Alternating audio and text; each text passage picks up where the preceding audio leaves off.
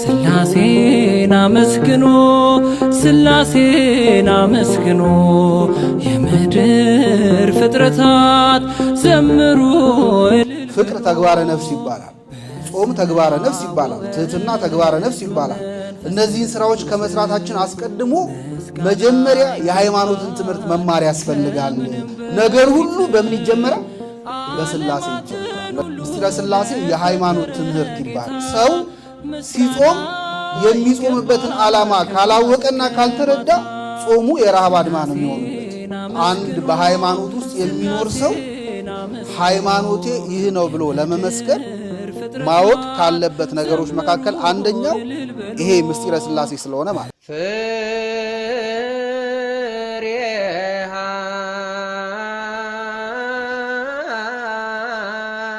ሃይማኖት ቅዱስ አህዱ አምላክ አሜን። እንደምን አደራችሁ? አሜን። የአምላካችን ስም የተመሰገነ ይሁን። እንኳን አደረሳችሁ። ተፈጸመ አላችሁ? እሺ።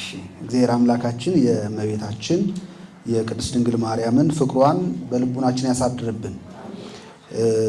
እኛ ሁላችንንም ከኃጢአት ስደት ደግሞ ይመልሰን። ያው ዛሬ አድራችሁ ከመጣችሁ እንቅልፍ አለ ማለት ነው። ስለዚህ እንዳተኙ አደራ ለማለት ነው። እኩል ነንና ሁለታችንም ላለመተኛት እየሞከርን ነው የምንማረው። እግዚአብሔር አምላካችን ከጅማሬ እስከ ፍጻሜ ከኛ ጋር ሆኖ እንዲያስተምረን እንዲመክረን ቅዱስ ፈቃዱ ይሁንልን። ይሄንን ገዝታችኋል አልኩላችሁ? ይዛችሁ ገብታችኋል ወይም ስትወጡ ነው የምትገዙት? ስትወጡ ትገዙታላችሁ፣ ታዩታላችሁ። የትምህርቶቹ አብዛኛው ጭብጦች እዚህ ላይ ስለተቀመጡ እኔ ቶሎ እያልኩ አስተምራችኋለሁ። ገብታችሁ እናንተ ደግሞ እዚህ ላይ ያለውን ትከልሳላችሁ። ምስጢረ ስላሴ ነው የምንማረው። ምስጢረ ስላሴ የእግዚአብሔርን የአንድነትና የሶስትነት ምስጢር ነው የምንማረው። አምላካችን እግዚአብሔር ምስጢሩን ጥበቡን ገልጦ እንዲያስተምረን እንዲመክረን ቅዱስ ፈቃድ ይሆንልን። በቤተ ክርስቲያናችን ክርስቲያኖች ሊማሯቸው ሊያውቋቸው የሚገቡ የቤተ ክርስቲያን ምስጢራት አሉ። የቤተ ክርስቲያን ትምህርት አሉ። ከነዚህ የቤተ ክርስቲያን ምስጢራት መካከል አንዱና የመጀመሪያው ምስጢረ ስላሴ ተብሎ ይጠራል። ምስጢረ ስላሴ የሃይማኖት ትምህርት ይባላል። የምን ትምህርት ይባላል? የሃይማኖት ትምህርት ይባላል። አንድ በሃይማኖት ውስጥ የሚኖር ሰው ሃይማኖቴ ይህ ነው ብሎ ለመመስከር ማወቅ ካለበት ነገሮች መካከል አንደኛው ይሄ ምስጢረ ስላሴ ስለሆነ ማለት እና ይህንን ትምህርት አባቶቻችን ማንኛውም ክርስቲያን ከተግባረ ሥጋ ከተግባረ ነፍስ አስቀድሞ ሊማረው ያስፈልጋል ይላሉ። ከምንና ከምን? ከተግባረ ሥጋ ከተግባረ ነፍስ አስቀድሞ ሊማር ያስፈልገዋል። ተግባረ ሥጋ ማለት ለመኖር ለቁመተ ሥጋ የሚጠቅመንን ምግብ የምናገኝበትን ራሳችንን የምናስተዳድርበት ስራዎች አሉ። እነዛን ስራዎች ከመስራታችን በፊት ማለት ኢንጂነሩም ዶክተሩም ሌላም ሙያ ያለው ሰው አባቶቻችን ደግሞ ይላሉ ማረስ፣ መጻፍ፣ መደጎስ እንደዚህ ስጋዊ የሆኑ ስራዎችን ከመስራታችን አስቀድሞ የሃይማኖትን ትምህርት መማር አለብን። አንድ ሰው ከተግባረ ሥጋ ብቻ ሳይሆን ከተግባረ ነፍስም አስቀድሞ ተግባረ ነፍስ የሚባሉት ደግሞ የመንፈስ ቅዱስ ፈቃድ የሆኑ የመንፈስ ቅዱስ ስራ የሆኑ በጎ ስራዎች ማለት ለምሳሌ ፍቅር ተግባረ ነፍስ ይባላል። ጾም ተግባረ ነፍስ ይባላል። ትህትና ተግባረ ነፍስ ይባላል። እነዚህን ስራዎች ከመስራታችን አስቀድሞ መጀመሪያ የሃይማኖትን ትምህርት መማር ያስፈልጋል። ምክንያቱም ሰው ሲጾም የሚጾምበትን ዓላማ ካላወቀና ካልተረዳ ጾሙ የረሃብ አድማ ነው የሚሆንበት። አንዳንድ ጊዜ ትርጉሙንና ትክክለኛ የሆነውን ዓላማውን ካለመረዳት በጽድቅ መሳሪያ የሚሞቱ ሰዎች አሉ። ለምሳሌ ትህትና ይጠቅማል አይጠቅምም? ትህትና ግን አንዳንዴ ሊገድል ይችላል። በነገራችን ላይ የሚገድል ትህትና ምን አይነት ነው ካላችሁ፣ አንዳንድ ሰው ለምሳሌ ንስሐ ገብተህ ስጋው ደሙን ተቀበል ሲባል እኔ ንስሐ ገባለሁ ኃጢአተኛ ነኝ፣ ግን ደግሞ ወደ ስጋው ደሙ ግን አልቀርብም፣ ምክንያቱም እንደኔ አይነት በደለኛና ኃጢአተኛ እንዴት ወደ አምላክ ስጋና ደም ይቀርባል ብሎ ትህትና መስሎት ስጋው ደሙን ሳይቀበል እንደዚህ እያለ የሚኖር ሰዋል። አሁን የዚህ ሰው ትህትና ይጠቅመዋል ይጎዳዋል? እንዲህ አይነት ትህትና ወደ ሲኦል ታወርዳለች። በጽድቅ መሳሪያ መሞት ማለት ይሄ ነው። ስለዚህ ትህትናንም ካላወቁ አያችሁ ካልተማሩ ወደ ገደል ሊጨምር እንደሚችል ማወቅ ያስፈልጋልና ዕውቀት መረዳት በመንፈሳዊ ሕይወት ውስጥ በጣም ወሳኝ ነገር ነው። በእኛ ቤተክርስቲያን እንደምታዩት ብዙ ሰው እምነት አለው፣ ግን ሃይማኖቱን የማወቅ ፍላጎት ደግሞ የለውም። ከዚህ የተነሳ በማንኛውም ሰው ሲነዳ ታዩታላችሁ። የሆነ ሰው አጥማቂ ነኝ ብሎ ይነሳና በጣም ብዙ ጀሌዎች አስከትሎ ሲሄድ ታያላችሁ። ይሄ ከዕውቀት እጥረት የሚመጣ ስህተት ነው። ስለዚህ ማወቅ መረዳት ያስፈልጋል። ሃይማኖትን ለማገልገልም ለእግዚአብሔር ሰውነትን ሰጥቶ ለመኖርም መጀመሪያ የሚያገለግሉትን አምላክ መረዳት ያስፈልጋል። ሙሴ እግዚአብሔር በቁጥቋጦ ውስጥ በታየው መልአክ አማካኝነት መስፍን እንዲሆን ሲመርጠው እና ወደ ፈርዖን ወደ ግብፅ ሲልከው ሙሴ ከመላኩ በፊት መጀመሪያ የጠየቀው ጥያቄ ነበረ። የላከ ማን ነው ቢሉኝ ማን ብዬ መልሳለሁ? እና መጀመሪያ አንተ ማን ነህ? ማን ነው ስምህ? ማን ትባላለህ? ብሎ ሙሴ ጠይቆ ነበርና እግዚአብሔርን ለማገልገል ራስን አሳልፎ ለእግዚአብሔር ከመስጠት በፊት መጀመሪያ ስለማን ማወቅ ያስፈልጋል? ስለማን ማወቅ? ስለ እግዚአብሔር ማወቅ። ያ ደግሞ ስለ እግዚአብሔር የምናውቀው እውቀት ደግሞ መልሶ ሕይወት ይሆንልናል ማለት ነው። እግዚአብሔር ማወቅ ማለት ዝም ብሎ እግዚአብሔር አንድም ሶስትም ነው፣ እግዚአብሔር እንዲህ ነው፣ እግዚአብሔር እንዲያ ነው ማለት ብቻ ሳይሆን ያወቅነው ደግሞ በስራ የሚገለጥም ጭምር ስለሆነ እሱም መዘንጋት የለብንም ነውና ምስጢረ ሥላሴ የሃይማኖት ትምህርት ተብሎ ይጠራል። አንድ ሰው ከሁሉም በፊት መማር ያለበት ትምህርት እንግዲህ አምስቱ አዕማደ ምስጢራት ሲባል ሰምታችኋል አይደል? አምስቱ አዕማደ ምስጢራት የሚባሉት ምስጢረ ሥላሴ፣ ምስጢረ ሥጋዌ፣ ከዚያስ ምስጢረ ጥምቀት፣ ከዚያ ምስጢረ ቁርባን፣ ምስጢረ ትንሣኤ ሙታን። እነዚህ በቅደም ተከተል መቀመጣቸውም ራሱን የቻለ ትርጉም አለው እና ከነዚህ ከአምስቱ አዕማደ ምስጢራት ደግሞ የመጀመሪያው ምስጢረ ሥላሴ ተብሎ ይጠራል። ምስጢረ ሥላሴ የሁሉ ነገር መጀመሪያ ነው። ቅዱስ ጎርጎርዮስ ምን ይላል? መቅድመ ኩሉ ይላል ንሰብክ ሥላሴ እሩየ፣ ከሁሉ አስቀድመን የሥላሴን ትክክልነት አንድነት እንሰብካለን ይላል። ስለዚህ ከሁሉ በፊት የሚሰበከው የሚነገረው የሥላሴ ነገር ነው። ነገሮች የሚጀመሩት በራሱ በሥላሴ ነው። በቤተ ክርስቲያናችን ከመጻፍም ከመደጎስም ከመስበክም ከማስተማርም በፊት ስብከታቸውንም ድርሰታቸውንም የሚጀምሩበት ስም ሥላሴ ነው እና ምን ይላሉ? በአብ ስም አምኜ ይላሉ። እስኪ በሉ በአብ ስም አምኜ አብን ወላዲ ብዬ፣ በወልድ ስም አምኜ ወልድን ተወላዲ ብዬ፣ በመንፈስ ቅዱስ ስም አምኜ መንፈስ ቅዱስን ሰራጺ ብዬ፣ ምንም ላጠይቁ አካላት በአካል በግብር በስም ሶስት ብዬ ባምንም፣ በመለኮት በአገዛዝ በስልጣን አንድ አምላክ ብዬ በማመን ረድኤተ እግዚአብሔርን ጥግ በማድረግ ይህን ትምህርት መማር እጀምራለሁ። መግቢያ ይሄ ነው። በቤተ ክርስቲያናችን በጥንት መጻሕፍቶች ላይ ያሉ የድርሳናትም የስብከትም የጽሑፍም መግቢያው ይሄ ነው። ምስጢረ ሥላሴ ነው። ከሁሉ በፊት የሥላሴን አንድነት ምን እናደርጋለን? እንሰብካለን የተባለው ለዚያ ነው። ዛሬም እኛ ምግብ ከመብላታችንም በፊት አይደል፣ የሆነ ስራም ከመጀመራችን በፊት መጀመሪያ ምን እንላለን? በስመ ሥላሴ አሐዱ አምላክ አሜን አይደል ብለን የእግዚአብሔርን የሶስትነትና የአንድነቱን ምስጢር መስክረን ተናግረን ነው የምንጀምረው እና ነገር ሁሉ በምን ይጀመራል? በሥላሴ ይጀመራል። ነገር ሁሉ በሥላሴ ይጀመራል። ስለዚህ ቤተክርስቲያናችን ምስጢረ ሥላሴን የምስጢራት ሁሉ ቀዳሚ መጀመሪያ አድርጋ ታስተምረናለች። ወደ ሥላሴ ወደሚለው ሐሳብ ከመግባታችን በፊት የሚቀድም ቃል አለ፣ ምስጢር የሚል ቃል አይደል? ስለዚህ ምስጢር ማለት ምን ማለት ነው የሚለውን በጣም ባጭሩ ልንገራችሁ። ምስጢር የሚለው ቃል ሰጢር ከሚለው የግዕዝ ግስ ሲወጣ ነው። ምስጢር ማለት ህቡ ሽሽግ ማለት ነው። ስለዚህ ምስጢረ ሥላሴ ስንል የተሰወረ የተሸሸገ ሶስትነት እንደማለት ነው። ግን መሰወሩ መሸሸጉ ምንን ነው የሚያሳየው?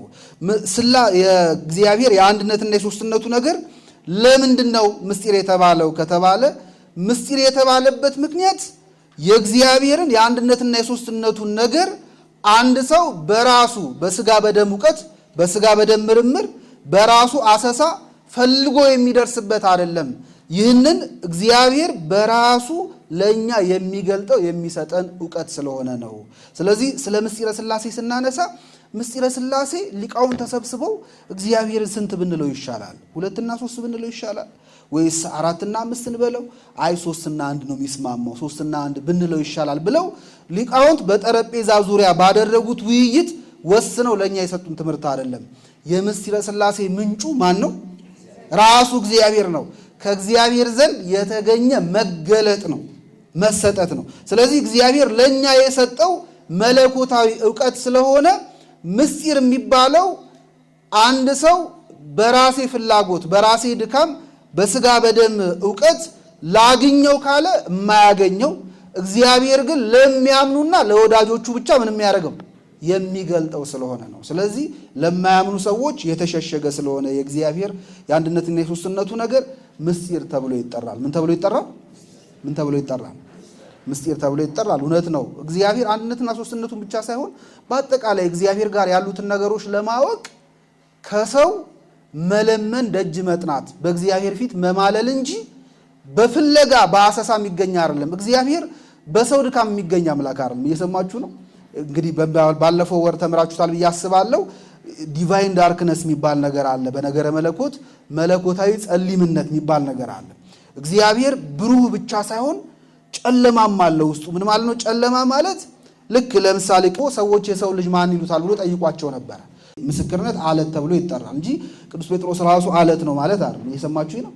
እና እንደዛ ብሎ ክርስቶስ አመሰገነው። ግን አሁን ያልከውን ቃል ይህንን ምስክርነት ግን በስጋ በደም ዕውቀት በጣም ስማርት በመሆን በቅጥነተ ሕሊና የመጣ አይደለም። ይሄ የሰማይ አባቴ እና መንፈሱ ምን ያደረገልንም የገለጠልህ ነው በማለት ያስተማረ ነው በማለት ክርስቶስ ተናገረ። ምን ማለት ነው? በቤተ ክርስቲያን ውስጥ ስለ ነገረ ክርስቶስ ስለ ነገረ እግዚአብሔር የምንማራቸው ትምህርቶች ሁሉ በስጋ በደም ዕውቀት የተገኙ ሳይሆን የሰማይ አባታችን እግዚአብሔርና መንፈሱ ምን ያደረገልን ነው የገለጠልንን ነው የምናስተምረው ማለት ነው። ይህንን ደግሞ ሊቃውንት በምሳሌ ሲያስተምሩ ምን አሉ? ለምሳሌ ፀሐይን ብትመለከቱ ፀሐይን አይታችኋታል አይደል? ፀሐይን በምን አያችኋት? መልሱ እንጂ ፀሐይ በምን ታየች? በዓይናችን በጆሮአችን አናይመችም። ምሳ በላችሁ? አዎ በልቻለሁ። ወይ ቁርስ በላችሁ? አዎ በልቻለሁ። በምን በላ? በአፌ ይባላል አይባልም? ሽኳው ምናምን እየጠየቅን ነው። ፀሐይን አይተናታል። ግን በምን አያችኋት ያልኳችሁ በምን ብርሃንነት አየ? በሻማን ያያችኋት? በኩራዝ በምንድን ያያችኋት? ጮክ ብላችሁ ማለት በራሷ ብርሃን። ስለዚህ ፀሐይ የምትታየው በሻማ አይደለም፣ በኩራዝ አይደለም፣ ወይም በሌላ ትልቅ ባትሪ አይደለም። ፀሐይ የምትታየው በራሷ ብርሃን ብቻ ነው የምትታየው። ፀሐይ እግዚአብሔር ነው። ፀሐይ እግዚአብሔርን የምናየው እርሱ ራሱ ወዶ ፈቅዶ በሚያደርግልን መገለጥ በሚሰጠን ብርሃን ነው እንጂ በሌላ በእኛ ዕውቀት እግዚአብሔር ላይ እንደዛ መድረስ አንችልም። እና ሊቃውንት አባቶቻችን በዚህ መስለው ያስተምራሉ። ቅዱስ ዳዊት ምን ይላል? በብርሃንህ ይላል ብርሃንን እናያለን ብሎ ይናገራል። ስለዚህ ራሱ እግዚአብሔር ወዶ ፈቅዶ በሚያደርገው መገለጥ ሰልፍ ሪቪሌሽን ይባላል። መገለጥ መልሰን ራሱ እግዚአብሔርን ምን እናደርገዋለን? እናየዋለን። ራሱ እግዚአብሔርን እናየዋለን። ስለዚህ ምስጢረ ሥላሴ የሰው የስጋ የደም ድካም ውጤት ሳይሆን መለኮታዊ ስጦታ እንደሆነ መለኮታዊ ዕውቀት እንደሆነ መረሳት የለበትም። ምስጢር የሚባልበት ምክንያት ለዚያ ነው።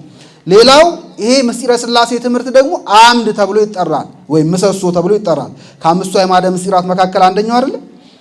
አምድ ተብሎ የሚጠራበት ምክንያት አንደኛ እኛን በሃይማኖት አጽንቶ ስለሚይዘን። ምስጢረ ሥላሴን ያልተማረ ክርስቲያን ይባላል አይባልም። ስለዚህ በክርስትና እምነታችን ጸንተን ለመቆም ይህንን ዕውቀት ማወቅ በጣም ግዴታችን ነው። ስለዚህ በሃይማኖት አጽንቶ ስለሚይዘን ልክ መሰረት የሌለው ወይም ምሰሶ የሌለው ቤት እንደሚደረመሰው በዚህ ትምህርት ያልጸና ሰው ጸባ አጋንንት የአጋንንት ጠብ ማለት ነው።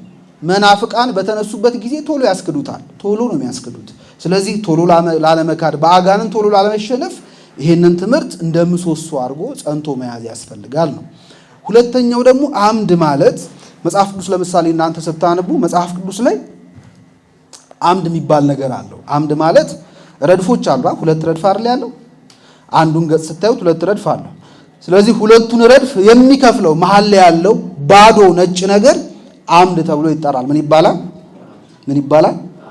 አምድ ይባላል። ስለዚህ አምድ ማለት መክፈያ ማለት መክፈያ ብቻ ሳይሆን መወሰኛም ጭምር ነው። በዛኛው በኩል ያለው ፊደል ፈሶ ወደዚህ እንዳይመጣ፣ ሐሳብ እንዳይቀላቀል፣ እንዳይጋጭ ሁለቱን ወስኖ የሚይዛቸው አምድ ተብሎ ይጠራል። ምስጢረ ሥላሴ አምድ ነው። ምንድነው አልኳችሁ? አምድ ነው ማለት ስለ እግዚአብሔር ስለ አንድነትና ስለ ሶስትነቱ የቱን ያህል ሄደን ማሰብ እንዳለብን፣ የት ርቀት ድረስ ሄደን ማወቅ እንዳለብን ለህሊናችን ወሰን የሚያበጅልን ትምህርት ነው። ይሄ ትምህርት ማለት እግዚአብሔር ከሰው የተለየ ሌላ ለሊቃውንተ ቤተክርስቲያን ለቅዱሳን አባቶቻችን ከገለጠው የተለየ ሌላ አዲስ የሆነ መገለጥ ለኛ የሚሰጠን ስለሌለ የምናስበው ለእውቀታችን ገደብ የምናበጀው አባቶቻችን በዚህ ጉዳይ ላይ በጻፉልንና ባሰማሩን ነው ማለት ገደብ ያበጅልናል። ግልጽ ነው አይደል? ሐሳቡ አልፈን እንዳንመራመር። አልፈን ብንመራመር ምን ችግር አለው ካላችሁ፣ አልፋችሁ ስትመራመሩ ያ ምርምር የእግዚአብሔር ሳይሆን የማን ይሆናል? የእናንተ የሥጋዬ ደም ዕውቀት ይሆናል። የእናንተ የሥጋዬ ደም ዕውቀት ደግሞ እግዚአብሔርን ባልሆነ መንገድ እንድትረዱት ያደርጋቸዋል። ለዚያ ነው ቅዱስ ጳውሎስ ምን አለ? እግዚአብሔርን ሊያውቁት ባልወደዱት መጠን አለ። ሊያውቁት ባልወደዱት መጠን ማለት እሱን ተደግፎ አንተ ግለጥልኝ ብሎ እግዚአብሔርን መደገፊያ አድርጎ ስለሱ ለማወቅ ከመጣር ይልቅ በራሴ መንገድ በራሴ ፍላጎት በራሴ አሰሳ አገኘዋለሁ ስላሉ የራሳቸውን አምላክ ፍለጋ ሄደዋል። ስለዚህ እግዚአብሔርን ሊያውቁ ባልወደዱት መጠን ለማይረባ አእምሮ አሳልፎ ሰጣቸው ይላል። ለማይረባ አእምሮ፣ ለማይረባ ዕውቀት። ስለዚህ አሕዛብ የእግዚአብሔርን ረድኤት ተደግፎ ወደሱ ከመሄድ ይልቅ በራሳቸው አምላክን ለማግኘት ጥረት ስላደረጉ መጨረሻ ላይ የወደቁት ድንጋይና እንጨትን እያለዘቡ ማምለክ ላይ ነው የወደቁት። ይሄ ደግሞ የማይረባ ዕውቀት ተብሎ ይጠራል። ምን ይባላል? የማይረባ ዕውቀት ወይም አእምሮ ተብሎ ይጠራል ነውና ገደብ የሚበጅልን ያን ገደብ ካለፍንኛ ወደ እብደት ስለሚመራንም ጭምር ነውና ምስጢረ ሥላሴ አምድ ነው ስንል አንደኛ በሃይማኖት የሚያጸናን ስለሆነ ነው። ሁለተኛ ደግሞ ለዚህ ለሚባክነው ህሊናችን ምንን ስለሚያበጅለት መልሷ ገደብ ስለሚያበጅለት ምን ማለት ነው? ከተጻፈው እና በቤተ ክርስቲያን ከተገለጠው እንዳናልፍ ያደርገናል። ቅዱስ ጳውሎስ ከተጻፈው አትለፍ ተብሎ ተጽፏል ይላል። ከተጻፈው አትለፍ። ስለዚህ የኛ አንዱ መመሪያችን ከተጻፈው አለማለፍ ነውና ክርስቲያኖች ስክሪፕቸራል ማይንድ ነው ያላቸው ወይም መጽሐፍ ቅዱሳዊ ህሊና ነው ያላቸው። ከተጻፈው ሊያፈነግጡ ሊያልፉ አይገባቸውም። ስለዚህ ምስጢረ ሥላሴ አምድ ተብሎ የሚጠራበት ምክንያት ለዚህ ነው። ግልጽ ነው ሐሳቡ። ስለዚህ ምስጢር የሚለውን ትርጉም አየን። ሁለተኛ አምድ የሚለውን ተመለከትን። አሁን ወደ ሥላሴ እንምጣ። ያው ሰዓት ስለሌለን ቶሎ ነው ምነግራችሁ። ወደ ሥላሴ ወደሚለው ቃል እንምጣ። እንግዲህ ሥላሴ የሚለው ቃል በመጽሐፍ ቅዱስ በልዩ ልዩ ቦታዎች ላይ ሥላሴ ማለት ሶስትነት ማለት ስለሆነ የእግዚአብሔርን ሶስትነት በተመለከተ በልዩ ልዩ ቦታዎች ላይ ተጽፎ ወይም ተቀምጦ እናገኛለን። ሥላሴ የሚለውን ቃል ለመጀመሪያ ጊዜ ሲጠቀሙት የምናየው በቤተክርስቲያን ታሪክ ውስጥ ሊቁ ጠርጠሉስ የሚባል በ3ኛው ክፍለ ዘመን መግቢያ አካባቢ የነበረ ጠርጠሉስ የሚባልና ቴዎፍሎስ ዘአንጾኪያ የሚባሉ ሁለት ሊቃውንት ይህን ስም ሲጠቀሙበት እንመለከታለን። ትሪኒቲ የሚለውን ወይም ሥላሴ የሚለውን ቃል ግን ሥላሴ የሚለውን ቃል ተጠቀሙበት አልን እንጂ የትምህርተ ሥላሴ ወይም ምስጢረ ሥላሴ የመጣው ከነሱ በኋላ ነው አላልንም። እንደዛ ሃይማኖታችን በራሱ በሥላሴ አሚነ ሥላሴ ተብሎ ይጠራል። እኛ ሃይማኖት በሥላሴ ማመን ስለሆነ የእግዚአብሔርን አንድነትና ሶስትነትን ስለምንቀበል፣ ስለዚህ ምስጢረ ሥላሴ በመጽሐፍ ቅዱስ ያለ የተገለጠ የሚታወቅ ትምህርት ነው። ሥላሴ የሚለውን ቃል ግን ኮይን ያደረጉት እነዚህ ሁለቱ እንደሆኑ በቤተክርስቲያን ታሪክ ተጽፎ እናገኛለን። ሰለሰ ማለት ሶስት አደረገ ማለት ነው። ስለዚህ ሥላሴ የሚለው ቃል የመጣው በግዕዙ ሰለሰ ከሚለው ግስ ነው። ሰለሰ ማለት ሶስት አደረገ ማለት ነው። ሥላሴ ማለት ሶስትነት ማለት ስንትነት ማለት ነው? ሶስትነት ማለት ነው። ግን በምስጢረ ሥላሴ ትምህርት ውስጥ የምንማረው ስለ እግዚአብሔር ስለ ሶስትነቱ ብቻ ሳይሆን ስለ አንድነቱም ጭምር ነው። ስለዚህ የምስጢረ ሥላሴ ትምህርት የእግዚአብሔር አንድነትና ሶስትነት የሚጠናበት ትምህርት ነው ማለት ነው። ስለ እግዚአብሔር ሶስትነት አንድነት ስናነሳ የምስጢረ ሥላሴ ትምህርት የቁጥር ብቻ ጉዳይ አድርጋችሁ እንዳታስቡት። እግዚአብሔር ሶስትነት አለው ወይም እግዚአብሔር ሶስት ነው፣ እግዚአብሔር አንድ ነው ተብሎ ሲነገር ልክኛ በትምህርት ቤት ስናደግ የማቴማቲካል ኢኩዌሽኖች ምናምን እየተማርን እያጠናን እየፈተን አይደል ያደግነው። ልክ በዛ አይነት መንገድ እግዚአብሔርን ከቁጥር ጋር ብቻ አስተሳስራችሁ እግዚአብሔር አንድ ነው ሲባል ልክ እንደ አንድ ቁጥር አይነት አድርጋችሁ እንዳታስቡ። ሶስት ነው ሲባል 1 2 3 እንደዛ አድርጋችሁ እንዳታስቡትና የእግዚአብሔር ሶስትነቱና አንድነቱ በቤተ ክርስቲያን ሲተረጎም ምን ማለት መሰላችሁ? ለምሳሌ ይህንን በጣም በቀላል ምሳሌ ለእናንተ በሚቀርባችሁ ላስረዳችሁ። ለምሳሌ ባልና ሚስት ስንት ናቸው? መልሱ እንጂ አላገባችሁ። ባልና ሚስት ስንት ናቸው? ባልና ሚስት አንድ ናቸው። ባልና ሚስት ስንት ናቸው? ጩክ በሉ እንጂ። እርግጠኛ ናችሁ? እርግጠኛ ናችሁ? እሺ ባልና ሚስት አንድ ናቸው። እሺ አሁን ሁለት የሚጋቡ ሰዎች ወደ ቤተክርስቲያን ጠዋት ሌሊት ይዘናቸው እንሄዳለን። እየዘመርን እናስገባቸዋለን። ጸሎተ ተክሊል ወይም ማዕስባን ይፈጸምላቸዋል። ከዚያ በቅዱስ ቁርባን አንድ ይሆናሉ። ከዚያ እኛ ሁለቱም አንድ ሆኑ ዛሬ እያልን እናደርጋለን፣ እንዘምራለን። ከዚያ ሁለቱም አንድ ሆኑ ዛሬ እያልን ዘምረን ከቤተ መቅደስ እናስወጣቸውና ቤተ መቅደስ አውደ ምሕረቱ ላይ የተዘጋጀ ወንበር አለ፣ እዛ ላይ እንዲቀመጡ እናደርጋለን። ለነዚህ ለተጋቡ በዚያ ቀን የአንድነትን ምስጢር ላገኙ ሰዎች አውደ ምሕረት ላይ የሚዘጋጅላቸው ስንት ወንበር? ስንት ወንበር? አንድ ነው። አንዱ ላይ ነው የሚነባበሩት። ስንት ነው? ሁለቱ ስንት ናቸው? ስንት ወንበር ነው የሚያስፈልጋቸው? ባልና ሚስት ስንት ናቸው? እንዴ ተጋጨኩ ዛሬ። አንድ ናቸው ብላችሁ ከዛ ሁለት ወንበር ያስፈልጋቸዋል ብላ ይቻላል እንዴ? እንደዚህ አንድ ናቸው የሚለው ቃል ሲተረጎም ባልና ሚስት አንድ ናቸው ማለት ባልና ሚስት አንድ የሚሆኑበት ነገር አለ ማለት ነው እንጂ ሁለትነታቸውን የሚያጠፋ አይደለም። ስለዚህ ባልና ሚስት አንድም ሁለትም ናቸው። ባልና ሚስት አንድ የሚሆኑበት የራሱን የቻለ ምስጢር አለ። ያው እኛ ምስጢረ ተክሊል አይደለም የምንማረው እንጂ ይሄ በጣም ለብዙዎቻችን ማወቅ የሚገባን ዕውቀት ነው። ምክንያቱም አንዳንድ ጊዜ ይሄን መሰረታዊ ትምህርት ካለ መረዳት በቤተ ክርስቲያን ውስጥ አንድ ናችሁ ተብለው ስለተጋቡ ብቻ ወደ ቤት ከሄዱ በኋላ ባልየው ልዋጥሽ ልጨፍልቅሽ የሚል ባል አለ። ወይ ሚስትየው ከዚህ በኋላ በቃ አንድ ናቸው ተብሏል እኔን እየሰማ እሺ እሺ ያልክ መኖር ነው ብላ ደግሞ ባልየው ልታስጨንቀው የምትሞክር ሚስትም ልትኖር ትችላለችና በባልና በሚስት መካከል ያለ አንድነት ይሄ መዋዋጥ ያለበት መጠፋፋት ያለበት አንድነት አይደለም። ባልና ሚስት ቤተክርስቲያን አንድም ሁለትም ናቸው ብላ ነው የምታስተምረው። አንድነት የሚያገኙበት ራሱን የቻለ መንገድ አለ። ሁለት የሚሆኑበት ራሱን የቻለ መንገድ አለ። ሁለት ናቸው ማለት ለምሳሌ ባልየው የራሱ ፍላጎት አለው፣ ሚስትየውስ? ባልየው የራሱ ምርጫ አለው፣ ሚስትየውስ? የራሷ ምርጫ። ባልየው የራሱ ፈቃድ አለው፣ ሚስትየውም የራሱ ፈቃድ አለ። ይሄ ቤተክርስቲያን ማጥፋት አትፈልግም። ይሄን ነገር እንዲኖር ትፈልጋለች። ለምን መሰላችሁ? አንድነት ያለው በልዩነት ውስጥ ስለሆነ። አሁን እግዚአብሔር ሁላችንንም አንድ አይነት አድርጎ ቢፈጥረን ኖሮ ህይወት ይሰለቻል አይሰለችም? ይሰለቻል አይሰለችም? አንድ ወንድ ከሱ ጋር አንድ አይነት የሆነች ሚስት ከሆነ የሚፈልገው ይሄ ሰውዬ እድሜ ልኩን ራሱን በገዛ መስታወት እያየ እንደመኖር ኑሮ የሚሆነው ማለት ይሄ ይሰለቻል በጣም። ስለዚህ ልዩነቱ ህይወትን የሚያጣፍጥ እንጂ የሚያሰለች እንዳልሆነ እንድታሰቡትም ጭምር ነው። ግልጽ ነው አይደል ሐሳቡ? ስለዚህ የሚለያያቸው ነገር ይኖራል፣ ግን አንድ የሚሆኑበት ምንድነው ካላችሁ አንድ የሚያደርጋቸው የክርስቶስ ፈቃድ ነው። እስኪ በሉ የማን ፈቃድ? መጽሐፍ ቅዱስ ላይ ይሄ ነው የተቀመጠልን። ብእሲ ወብእሲት አሐዱ እሙንቱ በክርስቶስ። ባልና ሚስት ወንድና ሴት በክርስቶስ ስንት ናቸው ይላል? በክርስቶስ ነው አንድ የሚሆኑት። በፈቃደ ክርስቶስ ወደ መዋሃድ ይመጣሉ። አንድነት ምን ማለት ነው? ባልየው የራሱ ፍላጎት ይኖረዋል፣ ሚስትየው የራሷ ፍላጎት ይኖራታል። ባልየው በዚህ ጋር መሄድ ይፈልጋል፣ ሚስትየው በዚህ ጋር መሄድ ትፈልጋለች። ግን ደግሞ ሁለቱ የሚስማሙት አንዱ አንዷን ጨፍልቆ ሳይሆን ሁለቱ የሚገናኙበት ነጥብ የክርስቶስ ፈቃድ ነው። ግልጽ ነው ሐሳቡ?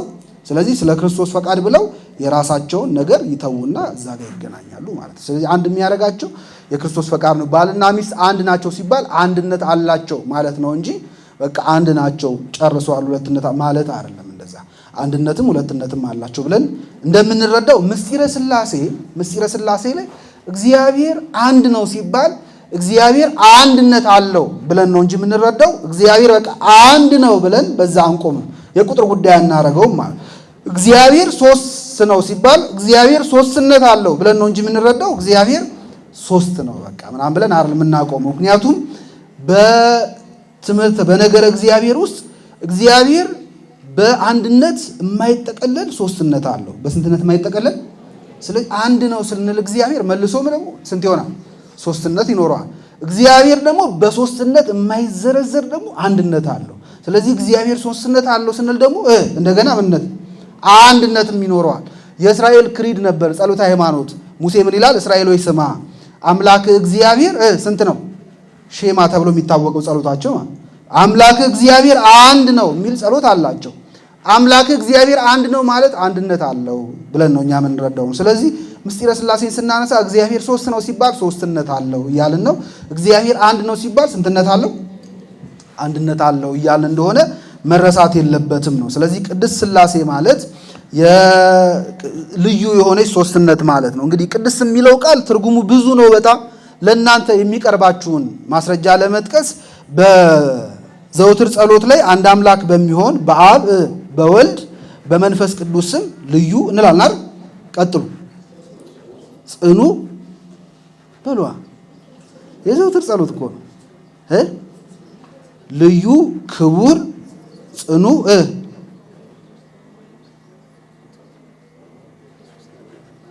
ባራይማ አያስተላልፈን፣ በእውነት አያስተላልፈንም። በሉ እስኪ እናንተ ራሳችሁ በሉ አንድ አምላክ በሚሆን በሉ እስኪ።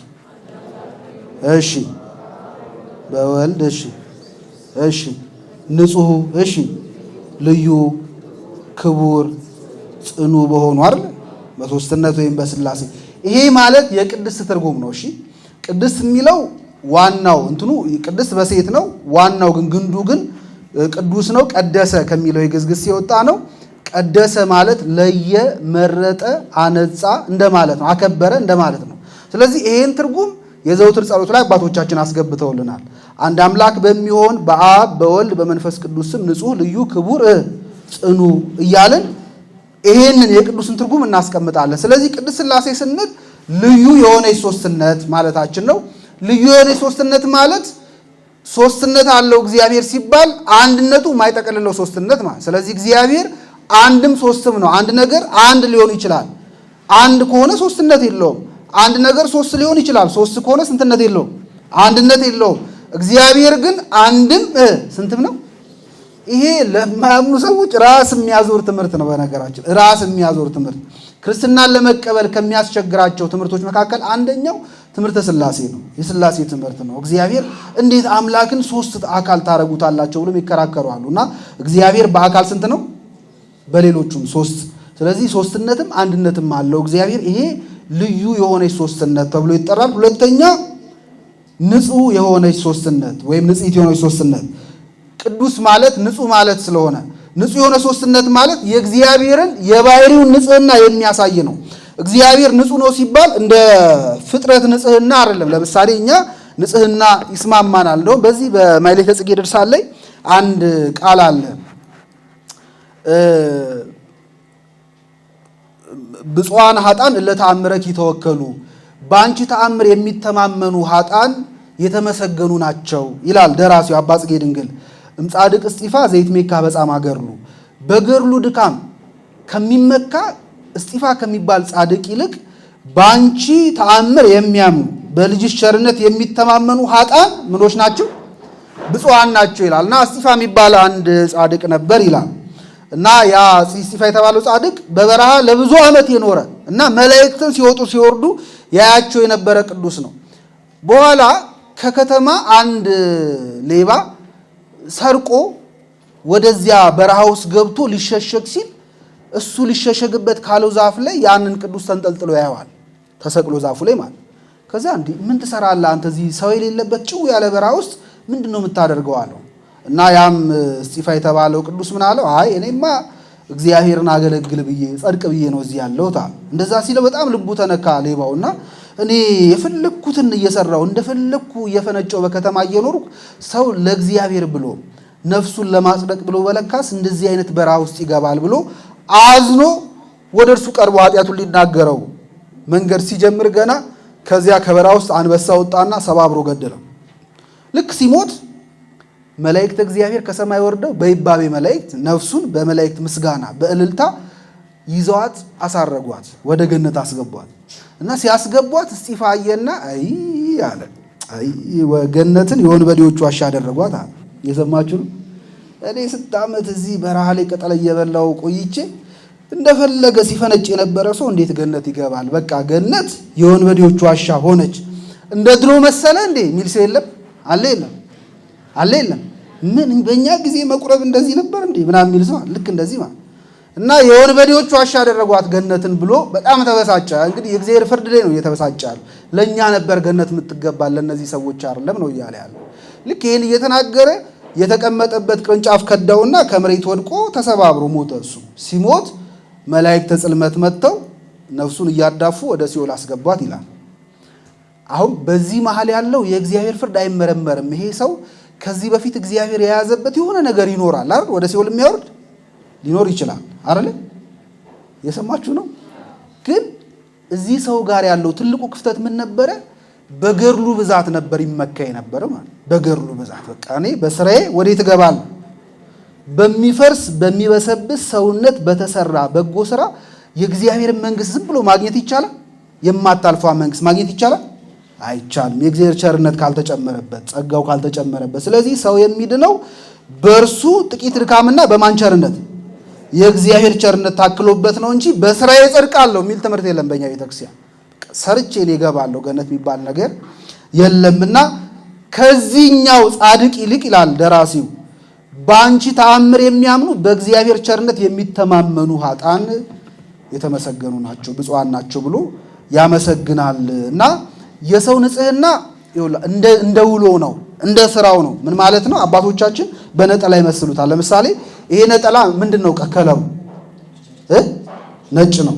ይሄን ነጠላ አንስቼ እኔ ጥቁር ቀለም ውስጥ በከተው ምን ይሆናል? መልሱ ቶሎ። ከጥቁር ቀለም አውጥቼ ቢጫ ቀለም ውስጥ በከተው ምን ይሆናል? ፐርፕል ይሆናል። ምን ይሆናል? ቢጫ ይሆናል አይደል? ምን ማለት ነው? ነጠላችን እንደገባበት ቀለም ይይዛል። እንደገባበት ጥቁር ውስጥ በከቱ ጥቁር ይሆናል። አዋዋሉን ያሳምራል ማለት። ጥቁር ውስጥ ቀይ ውስጥ በከቱ ለምን ቀይ ያረጋችሁኝ አይልም። ገብቶም ቀዩን ይዞ ይወጣል። የሰው ንጽህና ቅድስና እንደለበሰው ነጠላ ነው ይላሉ አባቶቻችን። እንደምንለብሰው ነጠላ ነው። ቅድስናችንን ንጽህናችንን አዋዋላችን ይወስነዋል። ሰው በጎን ነገር መርጦ ንጹህ ነገር ባለበት ቦታ የሚል ከሆነ ቅድስና ንጽህና ይስማማዋል። በጎን ነገር ጠልቶ ደግሞ በክፋት ቦታ የሚል ከሆነ ደግሞ ርኩሰት ይስማማዋል፣ ኃጢአት ይስማማዋል ማለት። ስለዚህ የሰው ቅድስናና ንጽህና ኮንዲሽናል ነው ይላሉ። ምንድነው? በሁኔታዎች የሚወሰን ነው ማለት ነው። በጎ ሲሰራ ጻድቅ ይሆናል፣ ኃጢአት ሲሰራስ ይረክሳል፣ ያን ቅድስናውን ያጣል። የእግዚአብሔር ቅድስና ግን በሁኔታዎች የሚወሰን አይደለም፣ ኮንዲሽናል አይደለም፣ አንኮንዲሽናል ነው የእግዚአብሔር ቅድስና። ምን ማለት ነው? አባቶቻችን ምን ይላሉ? ለውሃ ባህሪ ለምሳሌ ቁረት ወይም ደግሞ መቀዝቀዝ ይስማማዋል እንጂ ማቃጠል ይስማማዋል? ውሃ ይቀዘቅዛል ያቃጥላል? ኧረ መልሱ። ይቀዘቅዛል ያቃጥላል? ይቀዘቅዛል። እሳትስ ይቀዘቅዛል ያቃጥላል? ያቃጥላል። ስለዚህ ለእሳት ባህሪ መቀዝቀዝ፣ ለውሃ ባህሪ ደግሞ ማቃጠል እንደማይስማማው ለእግዚአብሔርም ባህሪ ንጹህ ነው ሲሉት ርኩሰት፣ ጻድቅ ነው ሲሉት ኃጢአት ለእግዚአብሔር ፈጽሞ የሚስማማው አይደለም። ስለዚህ የእግዚአብሔር ባህሪ ያለ ርኩሰት ያለ ኃጢአት ጽድቅና ንጹህ እንደሆነ ማሰብ አለብን። ይሄ የተለየ ንጽህና ነው። አያችሁ፣ እግዚአብሔር ንጹህ ነው ሲባል እንደ ፍጥረት አድርገን እንዳናስበውም ጭምር ነው። እግዚአብሔር ንጹህ ያልነበረበት ዘመን የለም። የፍጥረት ንጹህነት የሚገኘው በተጋድሎ ነው። እግዚአብሔር ግን በባህሪው ምንድነው?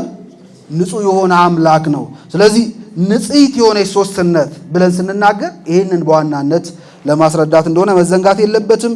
ክቡር የሆነ ሶስትነት የሚላለ እግዚአብሔር እከብር የማይል አክብሩኝ የማይል ክቡር ነው።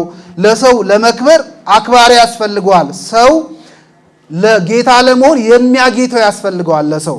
እግዚአብሔር ግን የሚሾመው የሚያከብረው የሚያጌተው ሳይኖር እሱ ግን ምንድነው?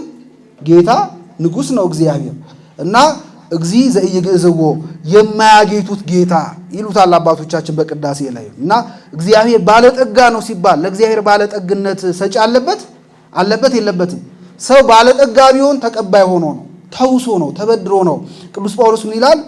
ካንተ የሆነ ያልተቀበልከው ምን አለህ ይላል። ሰው ከራሱ የሆነ ያልተቀበለው ምንም የለውም። ቀጠለና ከተቀበልክ ለምን እንዳልተቀበለ ትሆናለህ ይላል። ስለዚህ ሰው ተቀባይ ፍጡር ነው።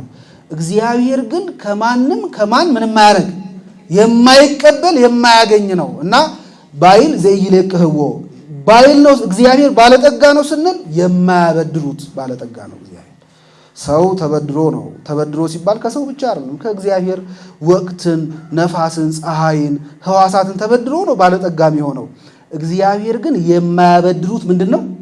ባለጠጋ ተብሎ ይጠራል ነው። ስለዚህ አክብሩኝ ማይል ክቡር ነው አምላካችን እግዚአብሔር። ስለዚህ ያለ ማሳየት የከበረ ሶስትነት ብለን እንጠራለን። ስለ ቅድስት ሥላሴ ስንል እንደዚያ ነው። በወንድ ቅዱስ ስሉስ ተብሎ ይጠራል። ቅድስት የሚለው ቃል በሴት አንቀጽ መጠራቱ የእግዚአብሔርን ግብሩን ለመግለጽ ነው። እግዚአብሔር እንግዲህ በጣም ብዙ ስራዎች አሉት። ከነዚያ መካከል ለምሳሌ አባትነት ምንድነው? እናትነቱን ማለት እናት ርህሪት አይደለች? ለፍጥረቷ ትራራለች አይደል? ለፍጥረቷ ታዝናለችና ስለዚህ እግዚአብሔር ለፍጥረቱ የሚያዝን አምላክ ስለሆነ በእናት መስለው አባቶቻችን ይናገራሉ። በመጽሐፍም ላይ ምን ይላል? ምንም እናት የወለደችውን ትረሳ ይሆናል ይላል አይደል እግዚአብሔር። እኔ ግን እላችኋለሁ ምን አላረጋችሁም?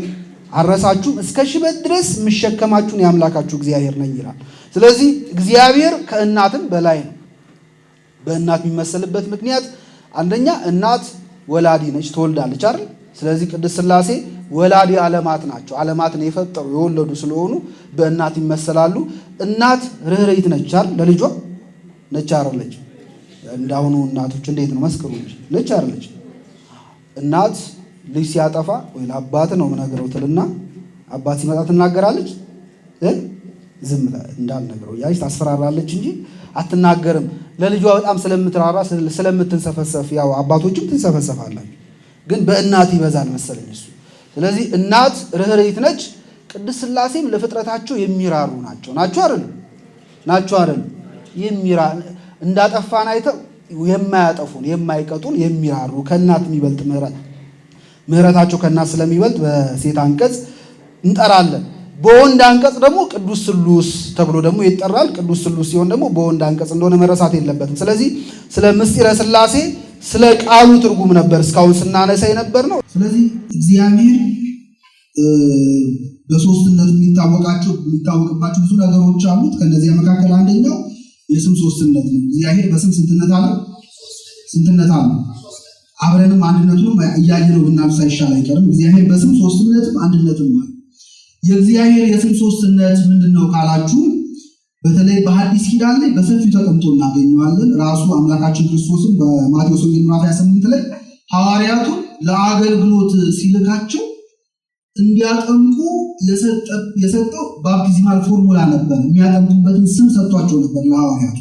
ያ የሚያጠምቁበት ስም አብ፣ ወልድ፣ መንፈስ ቅዱስ ነው እና ሂዱና አሕዛብን በአብ በወልድ በመንፈስ ቅዱስ ስም እያጠመቃችኋቸው ያዘዝኳችሁን ሁሉ እንዲፈጽሙ እያስተማራችኋቸው ደቀ መዛሙርቴ አድርጓቸው በማለት ለሐዋርያቱ አደራ ሰጥቷቸው ነበር። ክርስቶስ አብ፣ ወልድ፣ መንፈስ ቅዱስ በማለት የእግዚአብሔር ሶስትነት ስም እንዳለው እሱ ራሱ ወልድ ስለሆነ ማለት ሶስትነት እንዳለው ራሱ ገልጦላቸዋል ሐዋርያት ማለት ነው። ስለዚህ በአዲስ ኪዳን አብ፣ ወልድ፣ መንፈስ ቅዱስ የሚሉት ስሞች በጣም በብዙ ቦታዎች ላይ በአራት ወንጌላት በተለይ ተጽፎ እናገኛለን።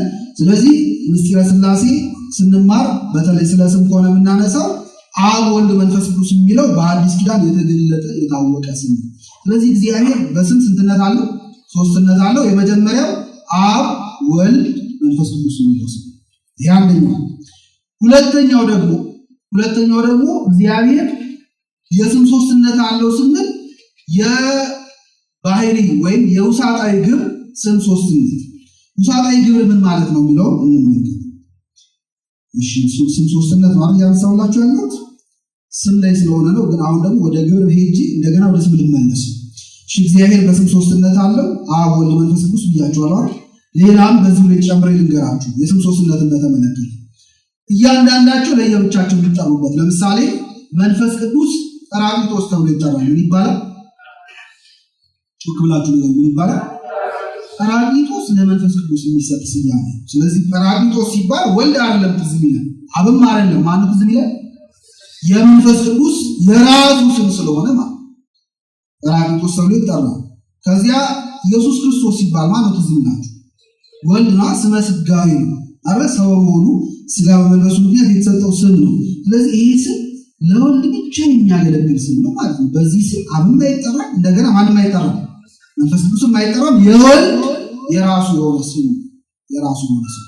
ስለዚህ የስም ሶስትነት አለ ሲባል ለየብቻቸው የሚጠሩበት አስማት ማለት ወይም ስሞች ማለት አስማት ማለት ስሞች ማለት ነው። ስለዚህ ስሞች ማለት ነው። ሌላው እግዚአብሔር የሚለውን ስም ለአንድነትም ለሶስትነትም ሊጠቀስ ይችላል። ለሶስትነት ሲጠቀስ ምን ማለት እንደሆነ ልንገራችሁ። ለሶስትነት ሲጠቀስ እግዚአብሔር የሚለውን ቃል የግዕዝ ቃል ነው። ነገራችን ላይ አባቶቻችን ለሶስት ሰንጥቀው ነው የሚተረጉሙት። የመጀመሪያው እግዚ የሚለው ቃል ነው። ሁለተኛ አብ የሚለው ቃል አለ። ከዚያ ሶስተኛ ኄር የሚለው ቃል አለ። እግዚ አብ ኄር። እግዚ ማለት ጌታ ማለት ነው። አብ ማለት አባት ማለት ነው። ኄር ማለት ቸር ማለት ነው። ስለዚህ እግዚ ወይም ጌታ የተባለ የሰማችሁ ነው። ጌታ የተባለ ወልድ ኢየሱስ ክርስቶስ ነው። አብ የተባለ እግዚአብሔር አብ ነው። ኄር ወይም ቸር የተባለ ደግሞ መንፈስ ቅዱስ ነው። መንፈስ ቅዱስ ቸርነት ይባላል። ስለዚህ እግዚአብሔር የሚለው ስም ለቅድስት ሥላሴ ለሶስትነታቸው ለአንድነታቸው ይተረጎማል። ለአንድነት ሲተረጎም ደግሞ እግዚአብሔር እግዚ ማለት ጌታ ማለት ነው። ብሔር ማለት ምድር ማለት ነው። እግዚአብሔር ማለት የምድር ጌታ የዓለም ጌታ እንደማለት ነው። ይሄ ደግሞ ለሶስቱም የሚሰጥ ስያሜ በመጽሐፍ ቅዱስ አብም እግዚአብሔር ተብሏል፣ ወልድም እግዚአብሔር ተብሏል፣ መንፈስ ቅዱስም ማን ተብሏል? እግዚአብሔር ተብሏል። አብ እግዚአብሔር ተብሏል፣ ወልድም እግዚአብሔር ይባላል፣ መንፈስ ቅዱስም እግዚአብሔር ይባላል። ይሄ የሶስትነት ስም ሲሆን ነው። ቅድም እንደነገርኳችሁ ሁሉም የዓለም ጌታ ስም ነው። ሁለተኛው ግን ሰንጥቀነው እግዚአብሔር ብለን ስንተረጉመው ደግሞ ወልድ አብና መንፈስ ቅዱስ ብለን እንተረጉመዋለን። የቤተክርስቲያናችን ሊቅ ምን ይላል? አንሰ እኔ እግዚአብሔር ይላል። እኔ እግዚአብሔር ባልኩ ጊዜ እብል በእንተ አብ ወወልድ ወመንፈስ ቅዱስ፣ እኔ እግዚአብሔር ባልኩ ጊዜ ስለ አብ ስለ ወልድ ስለ መንፈስ ቅዱስ እላለሁ በማለት እግዚአብሔር በሚለው ስም ውስጥ ሶስቱ በተናጠል የሚጠሩበትና እንደገና ደግሞ በአንድነትም ሊገልጻቸው የሚችል ስም እንደሆነ ሲናገር ታገኙታላችሁ። ስለዚህ የስም ስንትነት አለ? የስም ስንትነት ሶስትነት። ሁለተኛ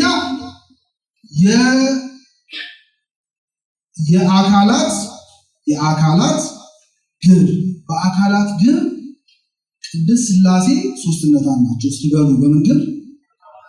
የአካላት ግብር።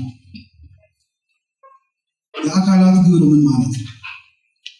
የአካላት ግብር ማለት አብ ወልድ መንፈስ ቅዱስ እንግዲህ ሥላሴ ስንል እግዚአብሔር በአካል ሶስትነቱን የሚያሳይ ነው። ቅድም ብያቸዋለሁ። አንደኛ የአካላት ግብር ማለት አብ የራሱ የሆነ የአካል ግብር አለው ወይም የአካል ስራ አለው። ወልድ የራሱ የሆነ የአካል ግብር አለው። መንፈስ ቅዱስ የራሱ የሆነ የአካል ግብር አለው። የአብ የአካል ግብሩ መውለድና ማለት ነው ማስረጽ ነው። የወልድ ደግሞ መወለድ ነው። የመንፈስ ቅዱስ መስረጽ ነው። ስለዚህ እነዚህ ሶስቱ አካላት በግብር በአካላት ግብር ይሆናሉ። ይሄ ውሳጣዊ ግብር ተብሎ ይጠራል። እሺ ውሳጣዊ ግብር ማለት በውስጡ የሚሰራ ነው። በውስጥ በአካል የሚሰራ ሌላ ግብር አለ፣ ሌላ ስራ አለ። ለምሳሌ ዓለምን መግዛት፣ መፍጠር፣ ማስተዳደር ይሄ አፋዊ ግብሮች ናቸው። በዚህ በአፋዊ ግብር እግዚአብሔር አንድነት ነው ያለው፣ ስንትነት ነው ያለው። አሁን ግን የምነግራችሁ ውሳጣዊ ግብር ተብሎ ይጠራል፣ የአካላት ግብር ተብሎ ይጠራል። ስለዚህ የአብ አካላዊ ግብሩ መውለድና ማስረጽ ነው። የወልድ አካላዊ ግብሩ መወለድ ነው። የመንፈስ ቅዱስ አካላዊ ግብሩ ምን ማለት ነው?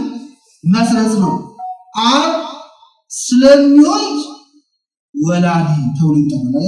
ስለዚህ በአካላት ግብር ስም ቅድም ያልኳችሁ እሱ በአካላት ግብር ስም ሶስትነት አላቸው።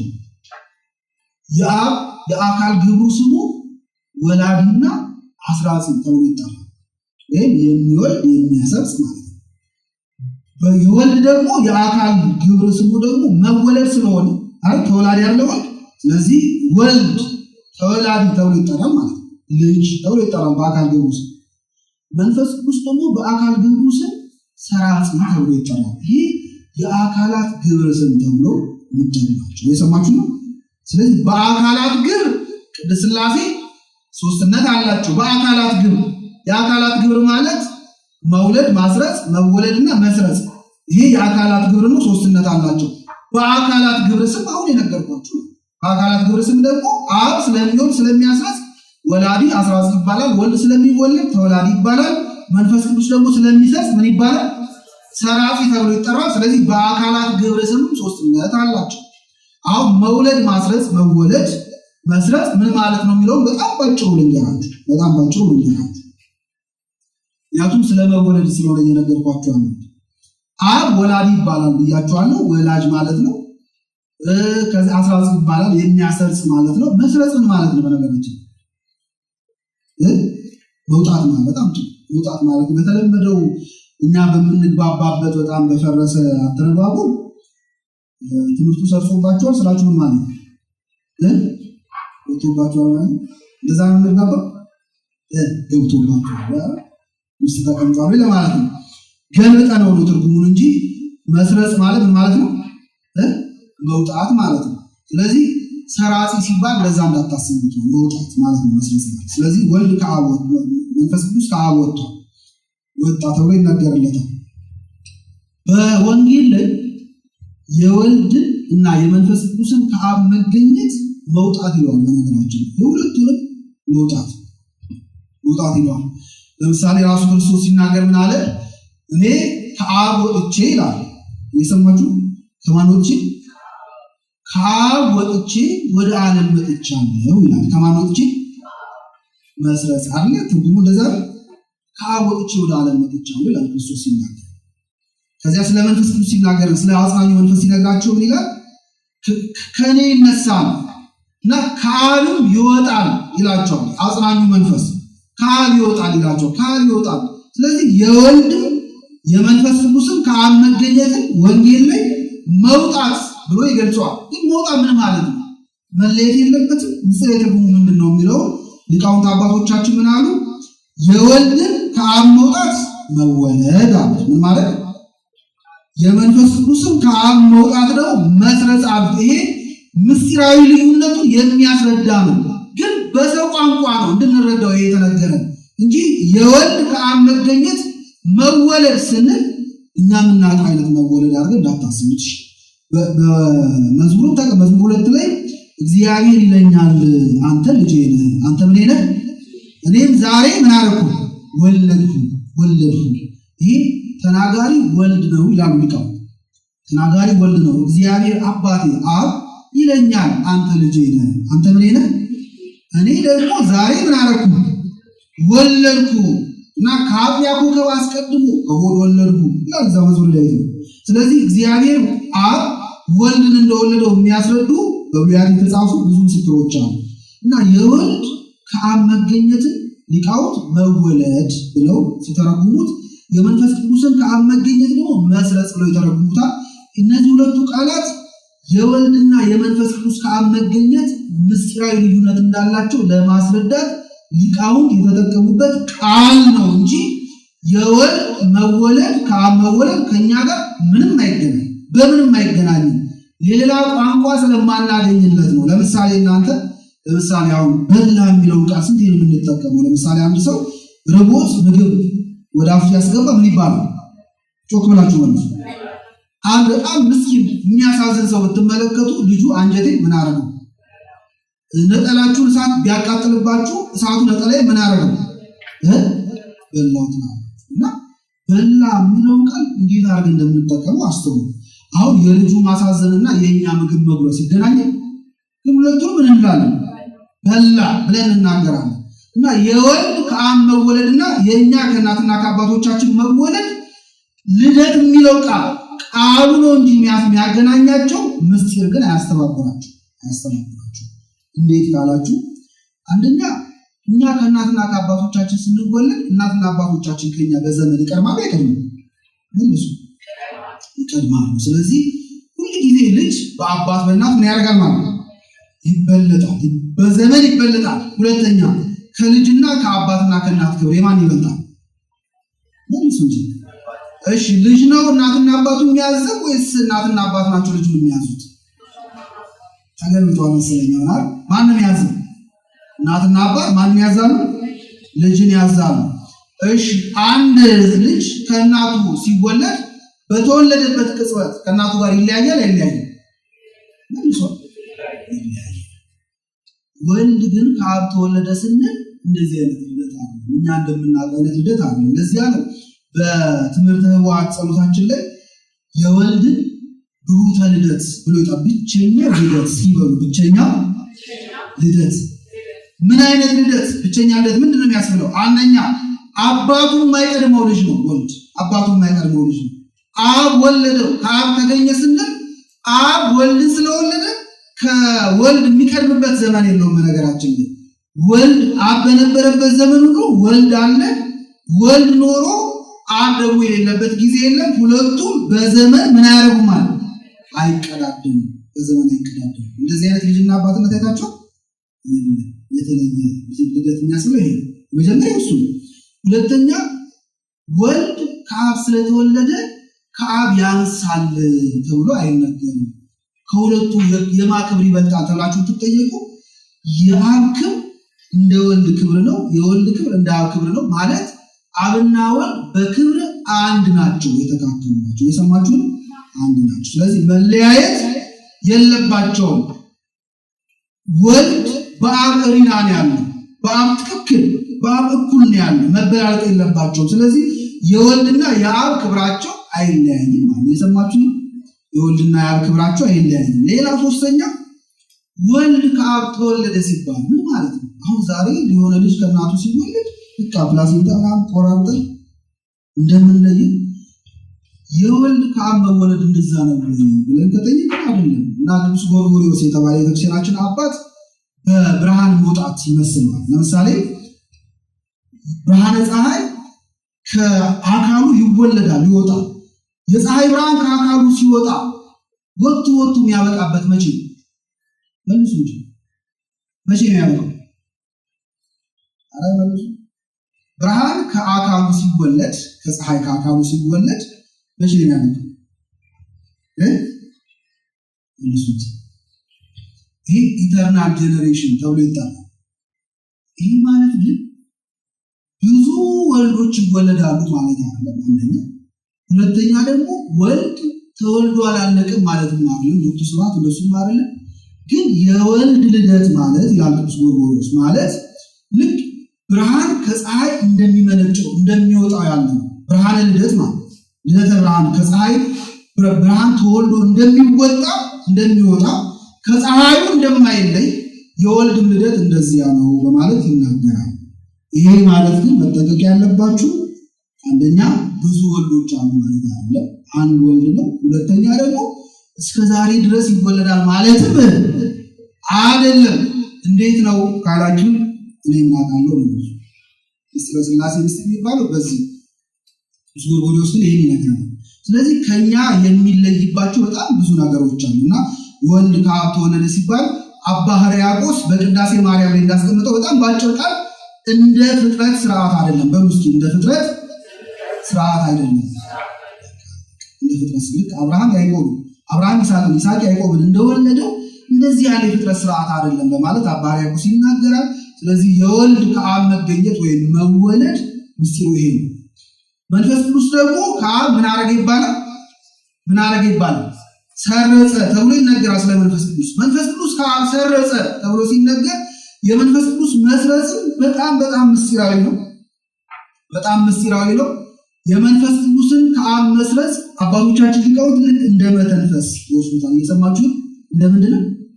እንደ መተንፈስ አድርገው ይወስዱታል። ትንፋሻችን ከየት ነው የሚሄድ? መልሱ እንጂ ከውስጣችን እና በመተንፈስና በመናገር መካከል ልዩነት አለ ይላል። መልሱ አለ ልዩነት አለ። በእርግጥ እኛ እየተናገርን ምን እናደርጋለን? ተነፍሳለን። ግን በመናገርና በመተንፈስ መካከል በጣም ቀጭን ልዩነት አለ። ስለዚህ የወልድ ከአብ መወለድና የመንፈስ ቅዱስ ከአብ መስረጽ ምስጢራዊ ልዩነት አለ። መንፈስ ቅዱስ ደግሞ ከአብ ሰረጸ ብለን እናገር ወጣ እንላለን። ከአብ ወጣ ማለት ግን መንፈስ ቅዱስ ያልወጣበት ወይም ያልነበረበት ጊዜ አለ ማለት አይደለም። ስለዚህ አብን መሰረት አድርገን ወላዲና አስራጺ ስናደርገው አብ ከወልድና ከመንፈስ ቅዱስ ይበልጣል እያልን ያስተማረን አይደለም። በስማርላ ሰው አብ ወልድን በመውለዱ መንፈስ ቅዱስን በማስረጹ ምክንያት ከነሱ የተሻለ ክብር የለው። ከነሱ የተሻለ ክብር የለውም። ለዚያ ነው ልክ ቅዱስ ጳውሎስም ይህንን ቃል በዕብራውያን መልእክቱ ምዕራፍ 1 ላይ እርሱ የክብሩ መንጸባረቅ ይላል፣ የባህሪው ምሳሌ ሆኖ የክብሩ ምን አልኳችሁ? ጮክ ብላችሁ ነው። የክብሩ መንጸባረቅ ብሎ የፀሐይ ምሳሌ የሚያነሳ እና የፀሐይ ምሳሌ እዚህ ላይ የሚነሳ የክብሩ መንጸባረቅ ማለት ነው። የአብ የክብሩ መንጸባረቅ ወልድ ነው ይላል ቅዱስ ጳውሎስ። የአብ የክብሩ መንጸባረቅ ወልድ ነው፣ የክብሩ ብርሃን ወልድ ነው ይላል። የፀሐይ ክብሯ ምኗ ነው? መልሱ። ብርሃኗ ነው አይደል? ስለዚህ ፀሐይ ከብርሃኗ ውጭ ሌላ ክብር አላት? የላትም? የላትም። ስለዚህ የፀሐይ ክብሯ ብርሃኗ ነው። አይ ብርሃኗ ነው እንጂ እኮ ፀሐይማ ዝም ብላ ነች ወይም ደግሞ ብርሃኑ ነው እንጂ ፀሐይ ምናምን ብለን ልንለይ እንችላለን? ፀሐይ ክብሯ የሚታወቀው በምኗ ነው ማለት ነው። ብርሃኗን ከፀሐዩ ከአካሉ መነጠል አንችልም። እንዳለች የምናውቀው በዛ ክብር ስለሆነ፣ ስለዚህ የአካሉና የብርሃኑ ክብር አንድ ነው ማለት ነው። ቅዱስ ጳውሎስ ይህንን የክብሩ መንጸባረቅ ብሎ ወልድን የሚያነሳው እሱ ነው። ስለዚህ የወልድ ክብር እንደ አብ ክብር ነው። የአብ ክብር ደግሞ እንደማን ክብር ነው? የአብ ክብር ምን አይነት ነው ብላችሁ ከጠየቃችሁ ይኸው ነጸብራቁ ወልድ ነው ይላል ቅዱስ ጳውሎስ። ስለዚህ የወልድን ክብር ካያችሁ የአብ ክብር እንደማን ክብር ነው ማለት ነው? እንደ ወልድ ክብር ነው። አንድ አይነት ነው፣ በክብር አንድ ናቸው ማለት ሲናገር እናገኘዋለን። የፀሐይ ምሳሌ አንደኛ ማስረጃ ከዚህ ጋር የሚያያዝ ነው እና አብ ወልድ መንፈስ ቅዱስ በአካላት ግብር ሶስትነት አላቸው። አብ ወላዲ ነው፣ ወልድ ተወላዲ ነው፣ መንፈስ ቅዱስ ምንድነው? ሰራጺ ነው። አብ ስለዚህ አባት ተብሎ ይጠራል። ወልድ ደግሞ ልጅ በመባል ይጠራል። መንፈስ ቅዱስ ደግሞ ሰራጺ ተብሎ ይጠራል። ስለዚህ ይሄ በአካላት ግብር ነው። ሶስተኛ ሶስትነት በኩነታት ስም የኩነታት ስም ነው። የኩነታት ስም ብቻ ሳይሆን ኩነት ራሱን እንመልከት። ኩነት ማለት ሁናቴ ማለት ነው። ሁለተኛ ትርጉሙ በመጽሐፍ ቅዱስ ትምህርት አብ ከዊነ ልብ ተብሎ ይጠራል። ወልድ ከዊነ ቃል ተብሎ ይጠራል። መንፈስ ቅዱስ ደግሞ ከዊነ ስንፋስ ይባላል። አብ የልብነት ከዊን አለው ወይም አብ ልብ ተብሎ ይጠራል በቀላሉ። ወልድ ቃል ተብሎ ይጠራል። መንፈስ ቅዱስ ደግሞ ስንፋስ ተብሎ ይጠራል። ይህን በተመለከተ በመጽሐፍ ቅዱስ ላይ በብዙ ቦታዎች ተቀምጠውልናል። አብ ልብ እንደሚባል የሚያስረዱ በጣም ብዙ የመጽሐፍ ቅዱስ ክፍሎች አሉ። ወልድ ቃል እንደሚባል፣ መንፈስ ቅዱስ ደግሞ ስንፋስ እንደሚባል። ለምሳሌ ቅዱስ ዳዊት ይላል ልቡናዬ በጎ ነገርን አወጣ ይላል። ይሄን ታውቁታላችሁ። ቅዳሴ ማርያም ላይ አባ ሕርያቆስ ይጠቀመዋል። ወሳ ልቤ ቃለ ሰናይ ልቡናዬ በጎ ነገርን አወጣ። ይሄ ልቡናዬ አብ በጎ ነገር የሚለው ቃል ማለት ነገር ወደ አማርኛ ሲተረጎም እንጂ የግዕዙ ቃል ነው። ልቡናዬ አብ በጎ ቃል የተባልኩ እኔ አወጣ ወይም ወለደ እንደማለት ነው። ስለዚህ አብ ልብ ተብሎ ይጠራል። ምን ተብሎ ይጠራል? ወልድ ደግሞ ቃል ይባላል። ስለ ወልድ ቃልነት በዮሐንስ ወንጌል የምታነቡ ጅማሬው ራሱ በመጀመሪያ ማን ነበር ይላል። በዮሐንስ ራእይ ላይ እንደዛው በጣም ብዙ ጥቅሶች አሉ። እናንተ እዚህ ቦታው ላይ ታነቡታላችሁ ጥቅስ በመደርደር ጊዜያችን እንዳንጨርስ። ስለዚህ ወልድ ቃል ይባላል። ዮሐንስ ወንጌል ምዕራፍ 1 ላይ በመጀመሪያ ቃል ነበር፣ ቃልም በእግዚአብሔር ዘንድ ነበር እያለ ስለ ክርስቶስ በኩነት ስሙ ቃል ብሎ ሲጠራው ትመለከታላችሁ ወልድን። ሁለተኛ ቅዱስ ዳዊትም በመዝሙሩ ላይ ምን አለ? ሰማያት በእግዚአብሔር ቃል ጸኑ ይላል። በማን ቃል ጸኑ? በእግዚአብሔር ቃል ጸኑ። ስለዚህ ሰማያት በእግዚአብሔር ቃል ጸኑ በማለት ወልድን ሰማያት የተፈጠሩበትን ወልድን ቃል ብሎ በኩነት ስሙ ቃል ብሎ ሲጠራው ትመለከታላችሁ። ስለዚህ ወልድ ቃል ይባላል። መንፈስ ቅዱስ እስትንፋስ ይባላል። እዚህ መዝሙረ ዳዊት ላይ ሰማያት በእግዚአብሔር ቃል ጸኑ ካለ በኋላ ቀጥሎ ምን ይላል? ሰራዊቱን ሁሉ በአፉ እስትንፋስ ይላል። በምን እስትንፋስ? ስለዚህ የአፉ እስትንፋስ የተባለ ነው መንፈስ ቅዱስ እስትንፋስ ተብሎ ይጠራል። በኩነት ስሙ እስትንፋስ ተብሎ ይጠራል መንፈስ ቅዱስ። የአፉ እስትንፋስ የሚለው መንፈስ ቅዱስ ነው። ስለዚህ በኩነታት አብ ወልድ መንፈስ ቅዱስ ልብነት፣ ቃልነትና እስትንፋስነት አላቸው። በአብ ልብነት ያስባሉ፣ በወልድ ቃልነት ይናገራሉ፣ በመንፈስ ቅዱስ እስትንፋስነት ደግሞ ሕያዋን ይሆናል። ኩነት ማለት ይሄ ነው። የኩነት ስም ማለት ልብ፣ ቃልና እስትንፋስ። ስለዚህ አብ ልብ ይባላል፣ ወልድ ቃል፣ መንፈስ ቅዱስ እስትንፋስ ይባላል። ይሄ የኩነታት ትምህርት ነው። በጣም ይጠቅማቸዋል። በኋላ ስለ አንድነት ስናነሳ ኩነት በጣም አስፈላጊ ነው። አንድነት የሚጸናው በኩነት ስለሆነ ማለት። ስለዚህ ቅድስት ሥላሴ በኩነታት ስም ስንትነት አላቸው? ሶስትነት አላቸው። አብ ወልድ መንፈስ ቅዱስ በኩነታት ስም ሶስትነት አላቸው። አብ ከዊነ ልብ፣ ወልድ ከዊነ ቃል፣ መንፈስ ቅዱስ ከዊነ እስትንፋስ ተብሎ ይጠራል። ይሄ ነው። ስለዚህ ሶስትነት የመጨረሻው የምነግራችሁ የአካላት ሶስትነት። አሁን እነዚህ ሁሉ ካብራራም በኋላ ስለ አካል ሶስትነት መምጣት ብዙ የሚያስቸግር አይመስልም። ስለ አካል ሶስትነት ስናነሳ እንግዲህ አብ ወልድ መንፈስ ቅዱስ የአካል ሶስትነት አላቸው። የአካል ሶስትነት አላቸው ማለት ነው። አካል ማለት ምን ማለት ነው? እግዚአብሔር አካል አለ ይላል ጥያቄ። እግዚአብሔር አካል አለ ይላል። የሰማችሁ ነው አይደል? አልተኛችሁም? እሺ እግዚአብሔር አካል አለ ይላል። እሺ መላእክት አካል አላቸው ይላቸው? የላቸውም አላቸው ይባልት መልሳል አላቸው ይላቸው? እሺ አካል የሚለው በጣም ባጭሩ አስረዳችሁ። ብዙ ጊዜ እኛ አካል እና ገላ ይምታቱብናል። አካል ማለት በራሱ የቆመ አካል ዘያክል ሲባል ሰምታችሁ ታውቃላችሁ? ለራሱ የሚበቃ እና እኔ ነኝ ባይ ለሆነ የሚሰጥ ስያሜ አካል የሚለው እና እኔ ነኝ ለማለት ማሰብ ይፈልጋል። ለምሳሌ እናንተ በር ላይ ቆማችሁ እዚህ ቤት ማን አለ ስትሉ ውሻ ቢኖር እዚህ ቤት አቤት አለ ይላል። እኔ ነኝ ይላል። ማን ነው ብትሉ ይላል አይደል? ለባይነት የለውም፣ ራሽናል ሶል የለውም አይልም እንደዛ። ስለዚህ እኔ ነኝ ብሎ ራስን ኤክስፕሌን ለማድረግ ምን ያስፈልጋል ማለት ለባይነት ያስፈልጋል፣ ማሰብ ያስፈልጋል።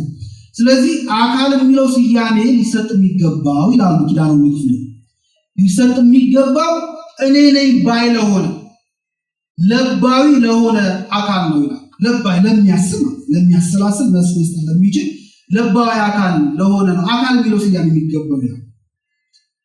ገላና አካል ይለያያሉ።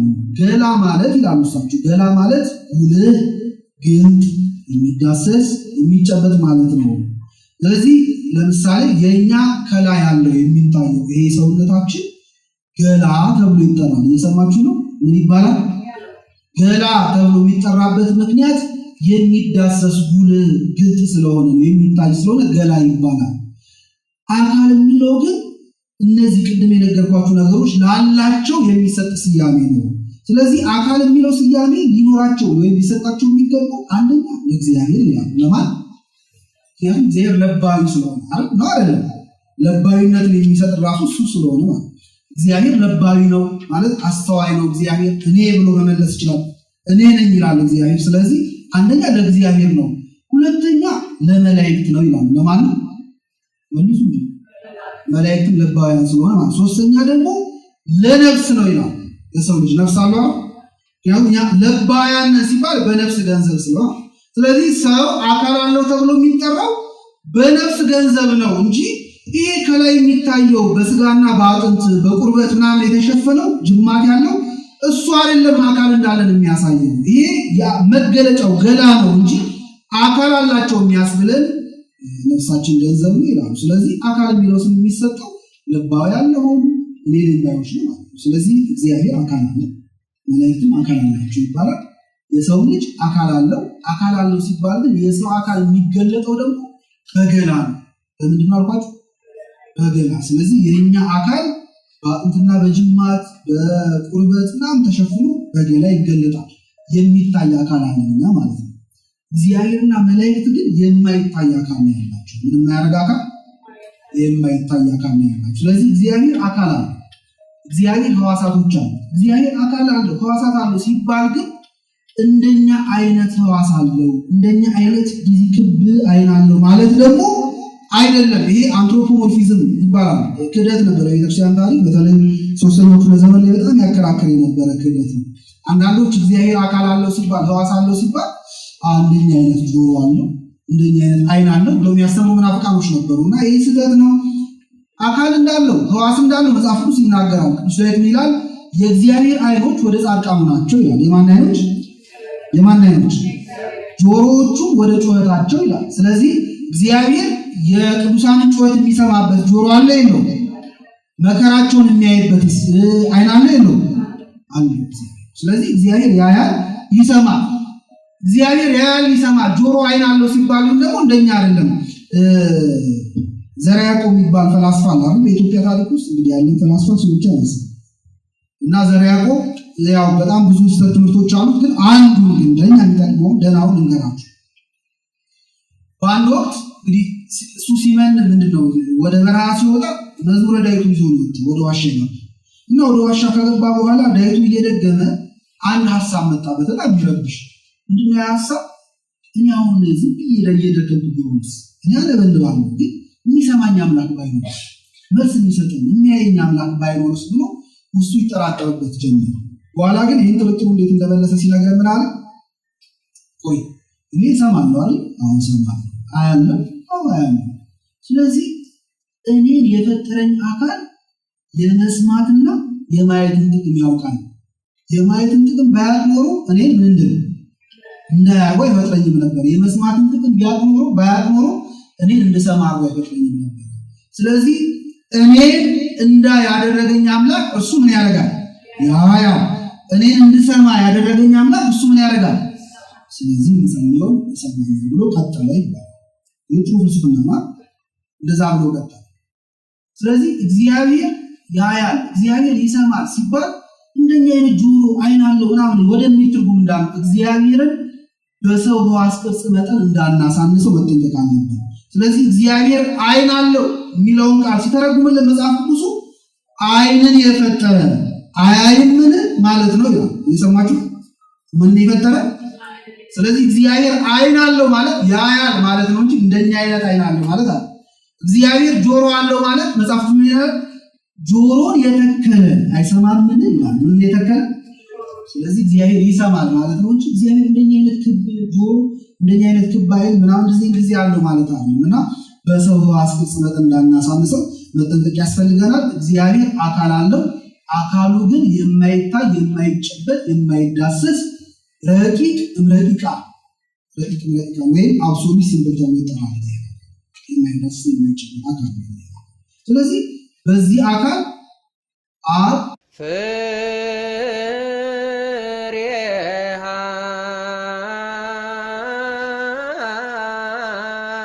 ሃይማኖት